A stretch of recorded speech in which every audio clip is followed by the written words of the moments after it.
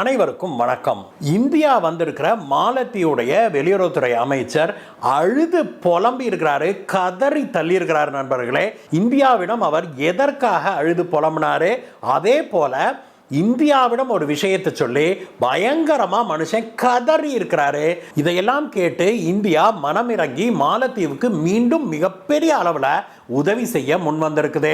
மாலத்தீவு அதற்காக திருந்தி விட்டதா அப்படிங்கிற கேள்வி நம் மனதில் பலருடைய மனதிலும் எழுதுறது நியாயம்தான். நண்பர்களே, மாலத்தீவு எப்படியெல்லாம் இந்தியாவிடம் அழுது புலம்பி கதறி இந்தியாவிடம் உதவி கேட்டது, அதற்கு இந்தியா எப்படி மனமு வந்து உதவி செய்திருக்குது.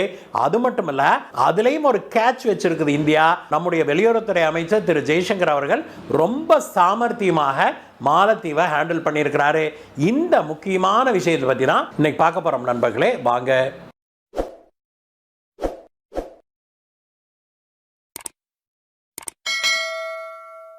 மாலத்தீவுடைய வெளியுறவுத்துறை அமைச்சரான மூசா ஜமீர் 3 நாள் அரசுமுறை சுற்றுப்பயணமாக இந்தியா வந்தார். நண்பர்களே, இந்தியா வந்த மனுஷன் இந்தியாவுடைய வெளியுறவுத்துறை அமைச்சர் திரு ஜெய்சங்கர் அவர்களை சந்திச்சு கதறி இருக்கிறாரு, அழுது புலம்பி இருக்கிறாரு ஒரு சில விஷயங்களுக்காக. அது என்ன அப்படின்னு நம்ம பார்க்கறதுக்கு முன்னாடி மாலத்தீவு தொடர்பாக IMF வெளியிட்ட ஒரு அறிக்கையை நம்ம தெரிஞ்சுக்கணும். நண்பர்களே, அது என்ன அப்படின்னாக்க, மாலத்தீவுடைய கடன் நிலைமை ரொம்பவுமே மோசமாக இருக்குது.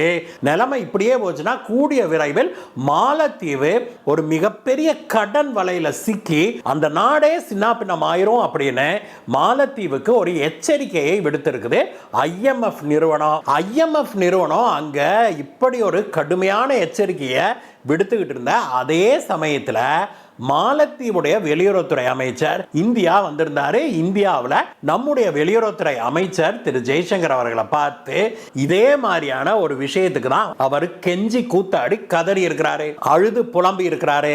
மாலத்தீவுடைய வெளியுறவுத்துறை அமைச்சர் என்ன சொல்லியிருக்கிறார் அப்படின்னா, இந்தியா தான் வந்து ஆபத் பாந்தவன் போல வந்து எங்களை காப்பாற்ற வேணும், எங்களுடைய நிதி நிலைமை ரொம்பவுமே மோசமாக இருக்குது அப்படின்னு சொல்லி அவர் அழுது புலம்பி இருக்கிறாரு. அவர் மேலும் என்ன சொல்லியிருக்கிறார் அப்படின்னா, இந்தியா வந்து தொடர்ந்து எங்களுக்கு கடன் வழங்கி வர வேணும், சலுகைகள் வழங்கி வர வேணும், இல்லைன்னா மாலத்தீவே முடிஞ்சு போயிடும் அப்படின்னு சொல்லி அவர் கதறி இருக்கிறாரு. இந்தியா வந்து ஒவ்வொரு வருடமும் மாலத்தீவுக்கு 50 மில்லியன் அமெரிக்கன் டாலர் அளவுக்கு உதவிகளை செய்து வருது. கிரெடிட் முறையில் இந்த உதவிகளை ஒவ்வொரு வருடமும் இந்தியா வழங்கி வருது. இது வந்து ஒரு சலுகையாகவே இந்தியா வழங்கி வருது மாலத்தீவுக்கு. ஆனால் ஒவ்வொரு வருடமும் இதை இந்தியா முடிவு செய்து நீட்டிக்குது அப்படிங்கிறத நம்ம இங்கே சொல்லிக்க வேணும். ஏதோ டேக்கன் ஃபார் கிராண்டட் போல இந்த வச்சுக்கோ வருஷம் வருஷம் நான் கொடுப்பேன் அப்படின்லாம் சொல்றது கிடையாது. ஒவ்வொரு வருடமும் மாலத்தீவுக்கு நம்ம கொடுக்கணுமா வேண்டாமா, கொடுக்கணும்னா எவ்வளவு கொடுக்கலாம் அப்படிங்கிறத இந்தியாவுடைய மிக உயரிய பதவியில் இருக்கிற இந்தியாவுடைய பாரத பிரதமர் அவர்கள் தான் இதை வந்து முடிவு செய்கிறாரு. அந்த வகையில் இந்த முறை அந்த 50 மில்லியன் அமெரிக்கன் டாலரை எங்களுக்கு வழங்குங்க, தயவு செய்து அதை நிறுத்திடாதீங்க, தொடர்ந்து நீங்க வழங்க வேணும் அப்படின்னு சொல்லி இந்திய வெளியுறவுத்துறை அமைச்சர்கிட்ட மாலத்தீவுடைய வெளியுறவுத்துறை அமைச்சர் மூசா ஜமீர் அவர்கள் கேட்டுக்கொண்டாரு. அது மட்டும் இல்லாம அவர் மேலும் என்ன சொன்னார் அப்படின்னாக்க, இந்தியா வந்து இந்த பணம் கொடுக்கறதோட இல்லாம நாங்க திருப்பி கட்ட வேண்டிய கடன் இருக்குது இல்லையா, அடுத்த ஒரு வார காலத்துக்குள்ளாக 50 மில்லியன் அமெரிக்கன் டாலரை மாலத்தீவு வந்து இந்தியாவுக்கு கட்ட வேண்டியது இருக்குது. தான் ஏற்கனவே வாங்கி இருக்கிற கடனுக்கான திருப்பி செலுத்த வேண்டிய தொகை, நம்மள EMI கட்டுறோம் இல்லையா, அந்த மாதிரி தான், அதை வந்து எங்களுக்கு கொஞ்சம் தள்ளி கொடுங்க அப்படின்னு சொல்லி ஜெய்சங்கர் அவர்கள்கிட்ட மூசா அவர்கள் கேட்டிருக்காரு. இதோட இல்லாம மூன்றாவதாக அவர் வச்ச கோரிக்கை என்ன அப்படின்னா, இந்தியா வந்து சலுகை விலையில பல அத்தியாவசிய பொருட்களை வழங்கி வருது.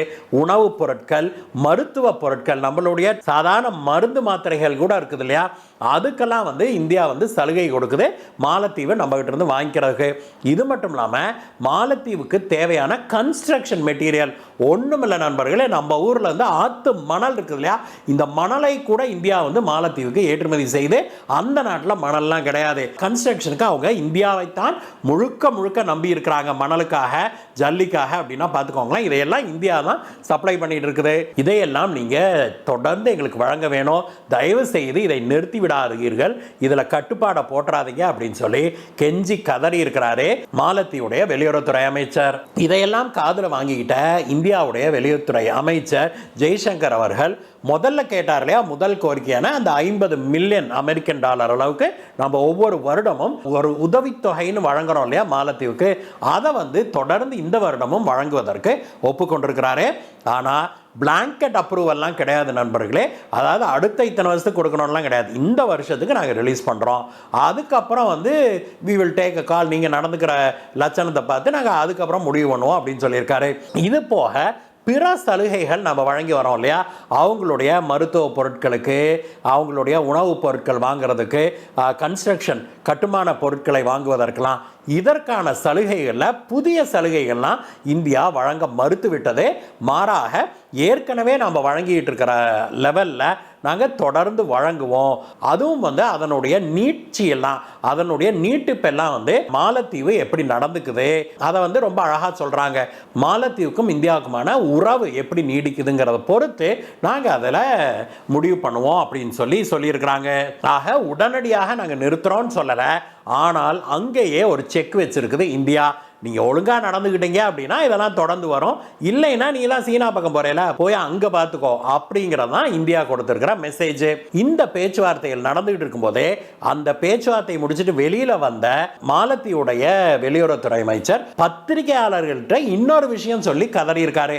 அது என்ன அப்படின்னா, இந்தியா வழங்கிய அந்த டார்னியர் ஏர்கிராஃப்ட் இருக்கு இல்லையா, அந்த விமானத்தையும் 2 ஹெலிகாப்டர்களையும் ஆப்ரேட் பண்ணுறது கூட மாலத்தீவில் ஒரு சர்டிஃபைடான ஒரு பயிற்சி பெற்ற விமானி இல்லை, ஒருவர் கூட இல்லை அப்படின்னு சொல்லி அவர் அழுது புலம்பி இருக்கிறாரு.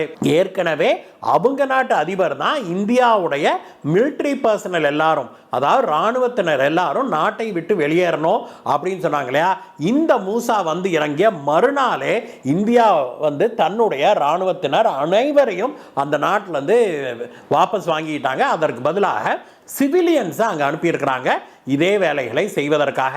ஆனால் இதற்கு முன்பே ஒரு முறை நாங்கள் சிவிலியன் க்ளோதிங்கில் கூட விடமாட்டோம் அப்படின்னு முகமது மொய்சு அவங்க நாட்டு அதிபர் சொன்னது நமக்கு நினைவு இருக்குது. இப்போதையத்துக்கு அவங்க வந்து அதை பற்றி வாயை திறக்கல.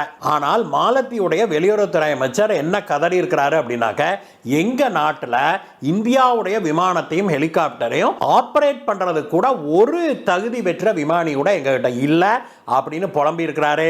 அதே சமயத்தில் இந்தியா இதற்கு உதவி செய்ய வேணும் அப்படின்னு அவர் கேட்கல அப்படிங்கிறதை நாம் இங்கே குறிப்பிட வேணும். இந்திய ராணுவத்தினர் வெளியேறிய பிறகு இப்பொழுது சிவிலியன்ஸ் அங்கே டெம்பரரியாக, அதாவது ராணுவம் அல்லாத பயிற்சி பெற்றவர்கள் அங்கே தற்காலிகமாக பணியமர்த்தப்பட்டிருக்கிறாங்க. ஆனாலும் கூட முகமது மொய்சு அதிபராக பதவியேற்றதில் இருந்தே இந்தியாவுடைய விமானத்தையும் ஹெலிகாப்டர்களையும் பெரிய அளவில் அவங்க பயன்படுத்தவே இல்லை அப்படிங்கிறதையும் நாம் இங்கே குறிப்பிட வேணும். அதுலேயும் குறிப்பாக முகமது மொய்சு அதிபரான முதல் 7-8 மாத காலத்தில் இந்தியாவுடைய விமானத்தையும் ஹெலிகாப்டரையும் அவங்க அறவே பயன்படுத்தவே இல்லை. அந்த சமயத்தில் ஒரு இன்சிடென்ட் ஆகி போச்சு. அது என்னன்னா, மாலத்தீவு வந்து நூற்றுக்கணக்கான தீவுகளை கொண்ட நாடு தான் இல்லையா, அதற்காகத்தான் இந்தியா வந்து இந்த ஹெலிகாப்டர்களையும் விமானத்தையும் கொடுத்திருந்தது. எதுக்குன்னா, இந்த தூரத்தில் தள்ளி இருக்கிற ஆங்காங்கே இருக்கிற தீவுகளில் ஏதாவது ஒரு மெடிக்கல் எமர்ஜென்சி, யாருக்காவது திடீர்னு உடம்பு முடியாமல் போயிடுச்சு அப்படின்னா இந்த ஹெலிகாப்டர் மூலமாக போய் அவங்கள கூட்டிகிட்டு வந்து மெயின் ஐலண்டு கூட்டிகிட்டு வந்து, மாலே தான் அவங்களுடைய மெயின் ஐலண்டு, அந்த தீவில் வச்சு அவங்களுக்கு சிகிச்சை வழங்க முடியும். அதை விட அதிக அளவிலான பெரிய சிகிச்சை வேணும் அப்படின்னா அங்கிருந்து விமானம் மூலமாக இந்தியாவுக்கு கொண்டு வருவாங்க. மேங்களூருக்கோ கொச்சினுக்கோ ட்ரிவாண்ட்ரத்துக்கோ கூட்டிட்டு வந்து அங்க வந்து சிகிச்சை வழங்கப்படும், அதிநவீன சிகிச்சை எல்லாம் வழங்கப்படும். இதை வந்து இந்தியா இலவசமாகவே செய்து வந்தது அப்படிங்கிறதை நம்ம இங்க குறிப்பிட வேணும். இப்படிப்பட்ட சூழ்நிலையில தான் இந்த முகமது மொய்சு பதவியேற்ற பிறகு இந்தியாவுடைய ஹெலிகாப்டர் விமானத்தில எடுக்கக்கூடாதுன்னு சொல்லிட்டார் இல்லையா, அது சும்மா நிறுத்தி வச்சிருக்கிறாங்க.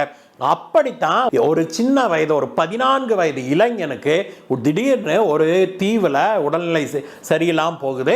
அவரை வந்து மெயின் தீவுக்கு, மாலத்தீவுடைய தலைநகரான மாலே தீவுக்கு கொண்டு வருவதற்கு ஹெலிகாப்டர் இல்லை. ஹெலிகாப்டரை பயன்படுத்தக்கூடாது அப்படின்னு வாய்மொழி உத்தரவை அந்த நாட்டு அதிபர், புதிய அதிபர் முகமது மொய்சு பிறப்பித்திருந்ததால அந்த சின்ன பையனை மாலைத்தீவுக்கு கூட்டிட்டு வரதுக்கோ இந்தியாவை கூட்டிட்டு வரதுக்கோ வசதி இல்லாமல் போயிடுச்சு. இதனால அந்த பையன் உயிரிழந்துட்டான். இது ஒரு மிகப்பெரிய பிரச்சனையாக மக்களிடையே ஒரு மிகப்பெரிய விஷயமாக மாலத்தீவு மக்களிடையே மாறி அது மாலத்தீவு மக்கள் தெருவில் இறங்கி அந்த அரசாங்கத்துக்கு எதிராக போராடுகிற ஒரு சூழலை உருவாக்குச்சு.